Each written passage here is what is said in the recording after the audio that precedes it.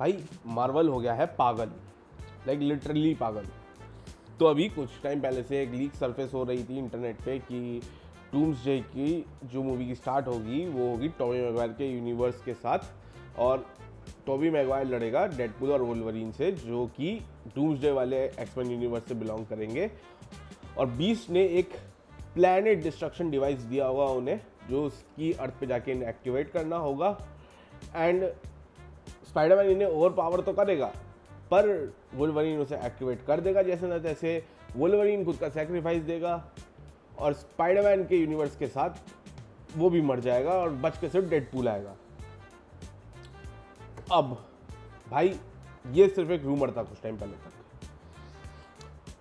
Almost 4 हफ्ते पहले, 1 महीना पहले, San Diego Comic Con panel H में रायन रेनॉल्ड्स शो करता है एज डेडपूल। वो बहुत ही मेन कास्ट के साथ नहीं खड़ा होता, वो एक अलग तरीके से आता है, बस ये बताने के लिए कि हाँ उसकी भी एक अपीयरेंस होने वाली है मूवी में, जो कि इस लीग को स्ट्रॉन्ग करता हुआ हमें दिखाता है।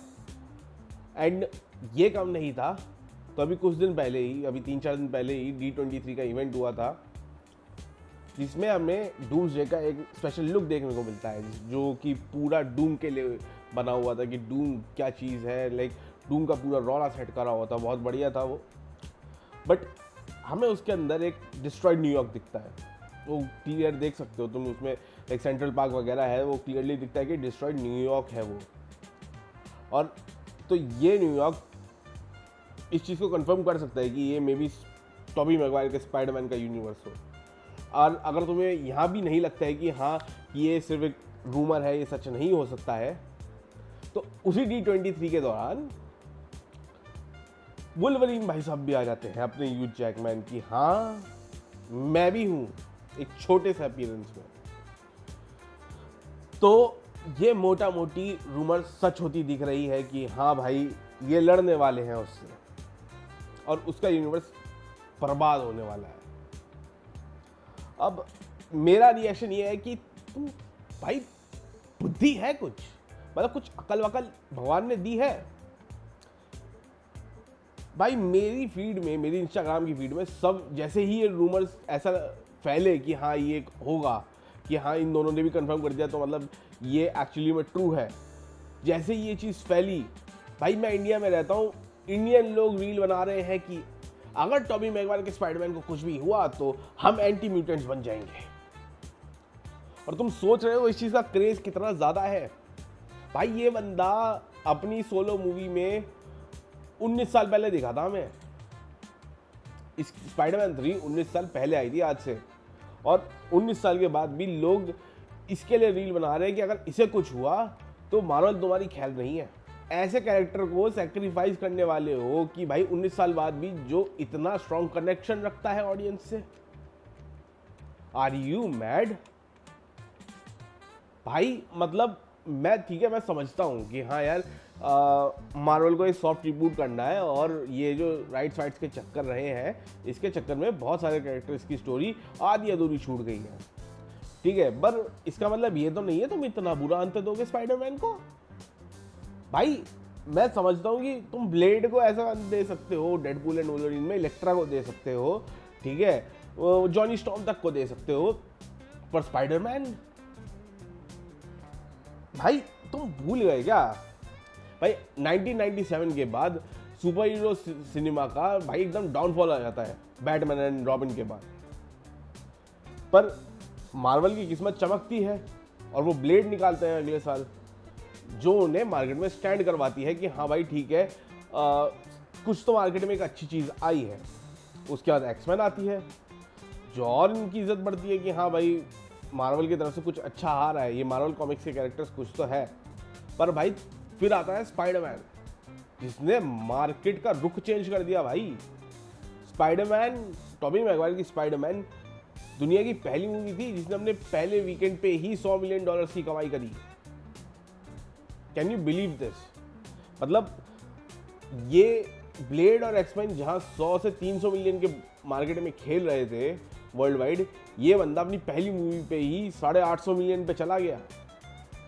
Can you believe this? मतलब ये अपने टाइम की शायद दूसरी या तीसरी सबसे हाईएस्ट ग्रॉसिंग मूवी थी। After Titanic and Jurassic park. भाई तुम ये छोड़ो, तुम 1998 में ब्लेड आई, 2008 तक का तुम अपना सब कुछ मिला लो, ठीक है, जितनी भी सुपर हीरो मूवीज आई, किस मूवी ने स्पाइडरमैन से ज़्यादा कमाई करी? किस मूवी ने? लाइक 2008 तक, 2008 के बाद, लाइक 2008 में चाहे आयरन मैन और डार्क नाइट आई, जिन्होंने पूरा सुपर हीरो सिनेमा ही चेंज कर दिया हमेशा के लिए। लेकिन हाँ, इन दोनों मूवीज़ से पहले और ब्लेड और इन दोनों मूवीज़ के बीच की जो टाइमलाइन है, इसमें तुम मुझे बताओ किस मूवी ने इतना पैसा कमाया है?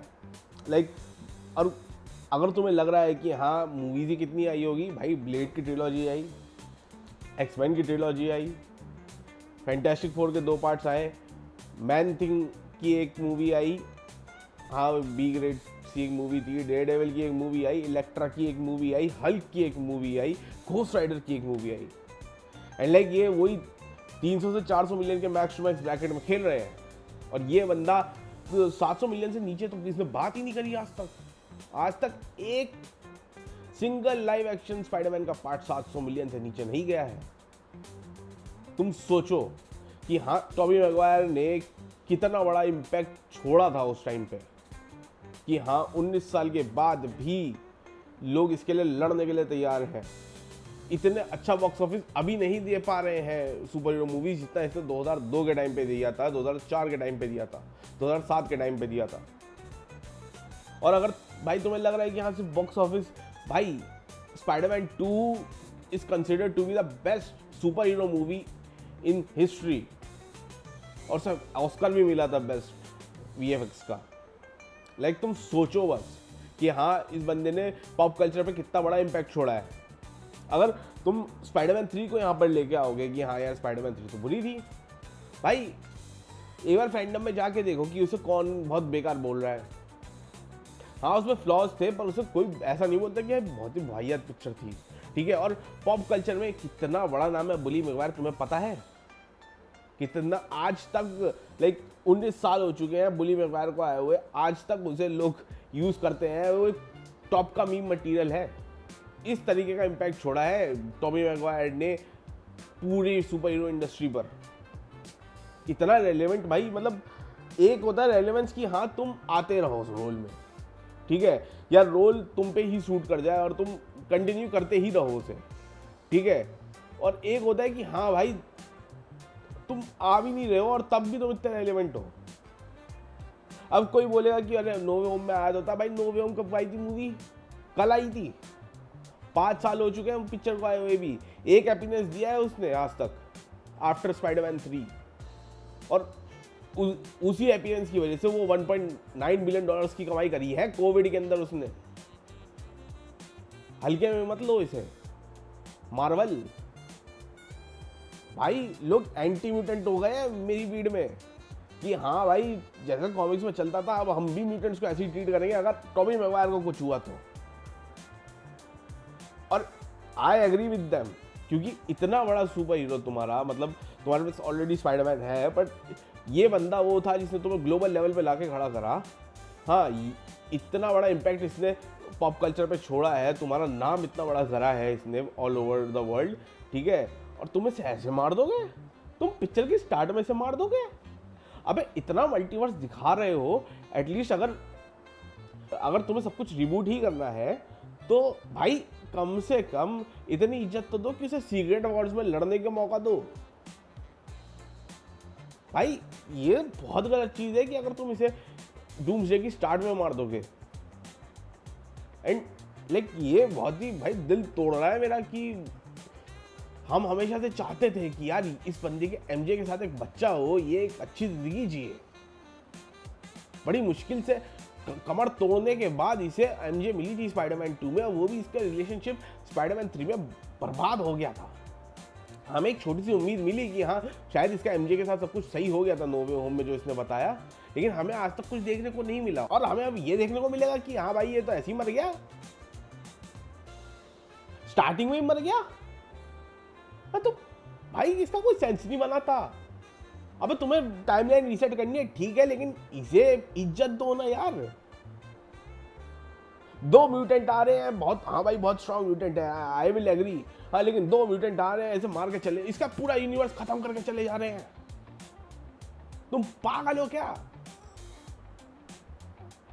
भाई? मैं तो बोल रहा हूं कि हाँ, अगर इन्होंने इसे स्टार्टिंग में ही मार दिया और सीक्रेट वॉर्स में नहीं दिखाया, क्योंकि बैटल वर्ल्ड जब डूम क्रिएट करता है सीक्रेट वॉर्स में कॉमिक्स में, तो वो मल्टीवर्स के वेरिएंट्स उठाता है हर सुपर हीरो के।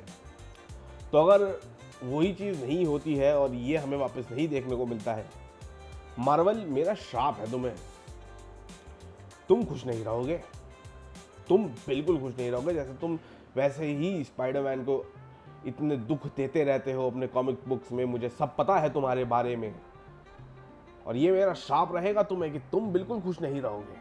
और ये एक पक्का स्पाइडरमैन फैन बोल रहा है तुम्हें, याद रखना। तो गाइस, आज की वीडियो के लिए इतना ही।